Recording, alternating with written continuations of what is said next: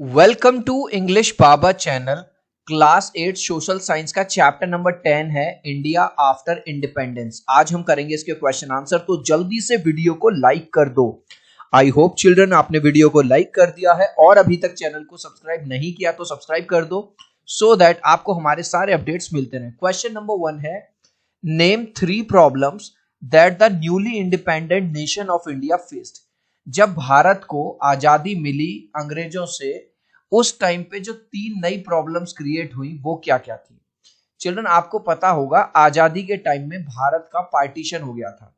ये जो आपको ग्रीन ग्रीन दिख रहा है ये बन गया था पाकिस्तान और ये इधर वाला ये बन गया था भारत यानी कि India.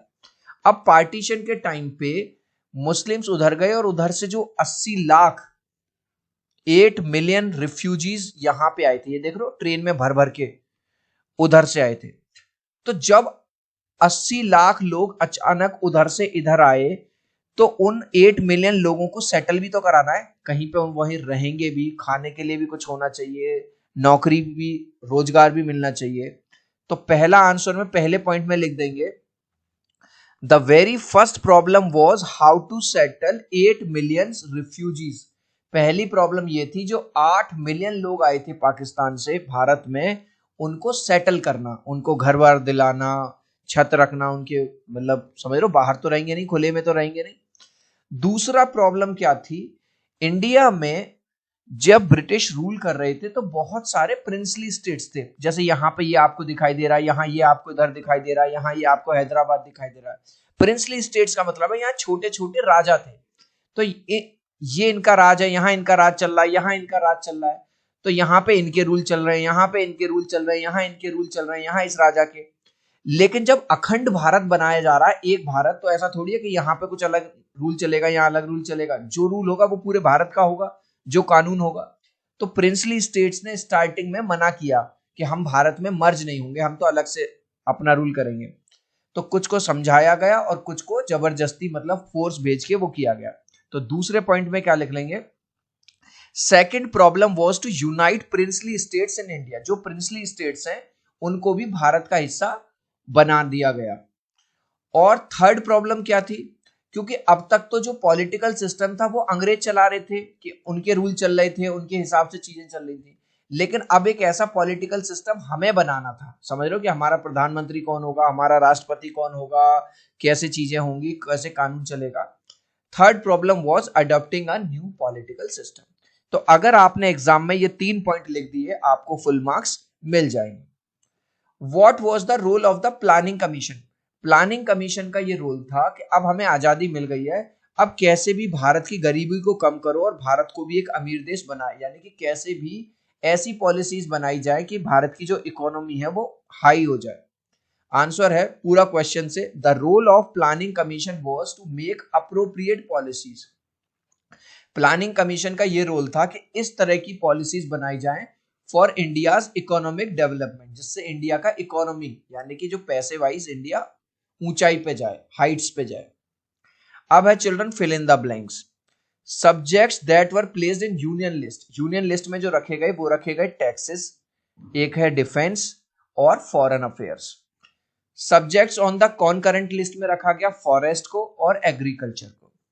Economic planning by which both the states and the private sector played a role in developing what was called mixed economy model, जिसमें private sector भी आएगा और गवर्नमेंट मिलके काम करेगी।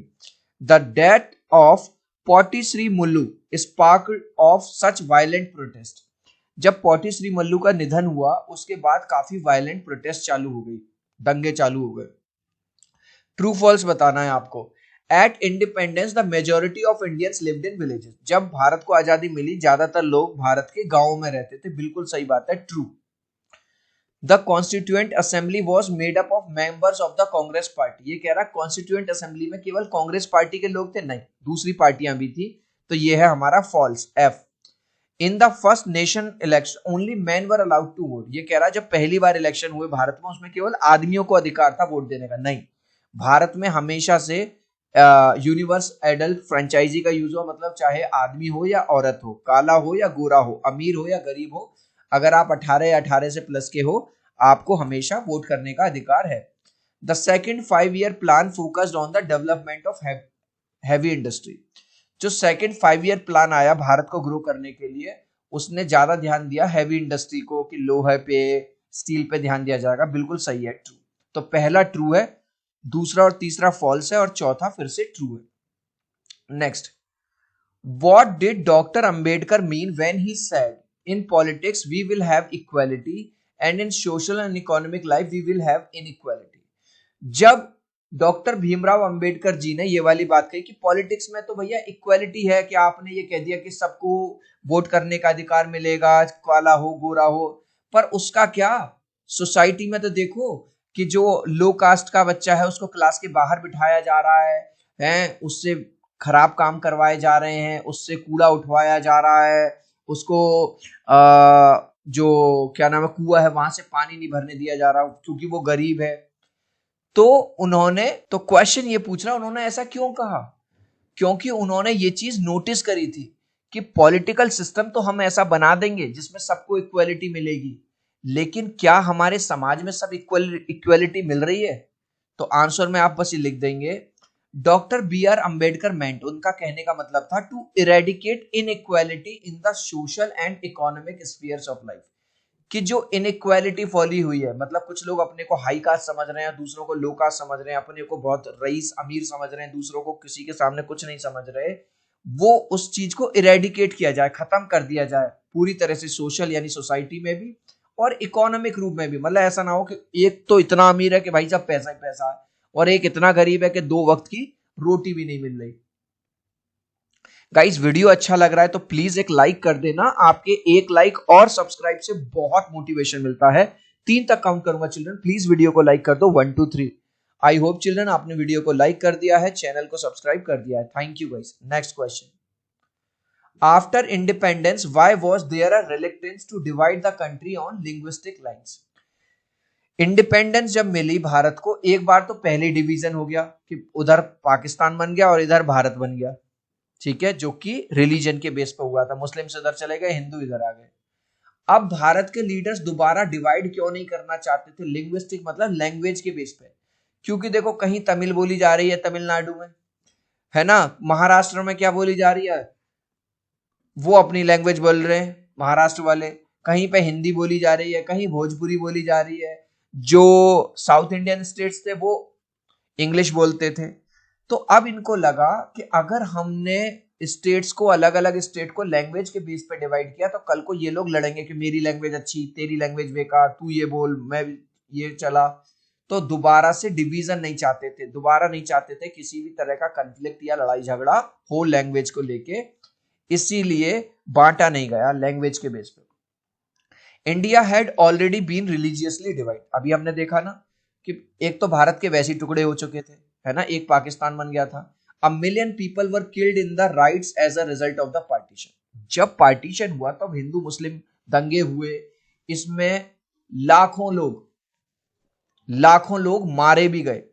Therefore Indian leaders were no longer willing, इसलिए Indian leaders को बिल्कुल भी इच्छा नहीं थी to divide India on language basis, क्योंकि अगर दोबारा से कुछ ऐसी घटना घटी कि अब कि तमिल वाले कहेंगे तमिल लैंग्वेज को ये कर दो वो कर दो, तो उससे लड़ाई हो सकती है, झगड़ा हो सकता है, दंगे हो सकते हैं, तो इसलिए लैंग्वेज के बेस पे हम ये काम नहीं करेंगे। Give one reason why English continue to be used in India after independence. भाई अंग्रेज चले गए लेकिन फिर भी इंग्लिश का यूज होता रहा भारत में और आज भी हो रहा है, ऐसा क्यों? ऐसा इसलिए क्योंकि बहुत सारे जो साउथ इंडियन स्टेट्स थे, साउथ इंडियन, वो क्या है, इंग्लिश बोला करते थे, हिंदी वो नहीं बोलते थे। आज भी अगर आप चले जाओगे साउथ इंडिया में तो आप देखोगे बहुत कम लोग हैं जो अच्छी हिंदी बोलते हैं या हिंदी में बात करते हैं, वो लोग इंग्लिश बोलते हैं।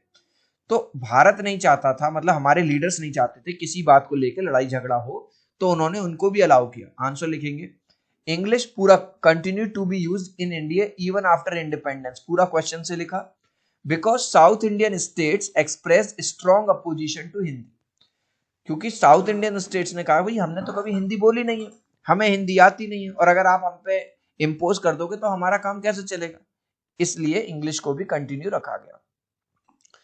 How was the economic development of India visualised in the early decades. पहले आजादी के पहले दशक में किस तरह से डेवलपमेंट पे ध्यान दिया गया, क्या स्कीम बनाई गई? तो ये 4 तरीके बताए गए। पहला ऑब्जेक्टिव क्या था इसका? The new Nations main goals included lifting Indians out of poverty.